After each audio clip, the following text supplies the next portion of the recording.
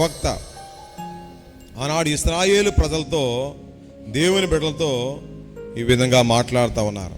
వారు శ్రమలో, వారు ఎంతో కృంగిపోయిన సమయంలో దేవుని వాక్యంతో దేవుడు మాట్లాడుతున్నారు. మీరు బలహీనులు కావద్దు, ధైర్యం వహించండి. మీరు ఏమైతే అనుకుంటున్నారో అవన్నీ కూడా దేవుడు ఏం చేస్తాడో సఫలం చేస్తాడు. నమ్మితే గట్టిగలలో చెప్పండి. ఈ మధ్యాహ్న కాల సమయంలో మనల్ని కూడా దేవుడు మాట్లాడుతున్నాడు, మనతో కూడా మాట్లాడుతున్నాడు. ఒకవేళ మన జీవితాల్లో ఎన్నో అవసరాలు ఉన్నాయండి, ఎన్నో కార్యక్రమాలు ఉన్నాయండి.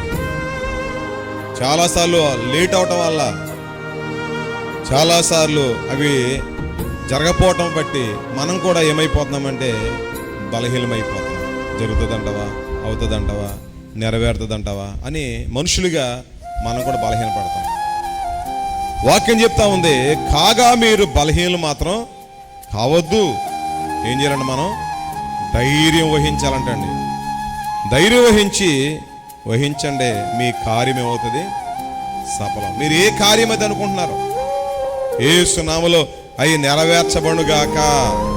వివాహమా, ఉద్యోగమా, వ్యాపారాల అభివృద్ధి, వ్యవసాయాల అభివృద్ధి, ఆరోగ్యమా, ఏదైనా దేవునికి అసాధ్యమైనది ఏది కూడా లేదు. గట్టిగా చెప్తా హల్లెలూయా.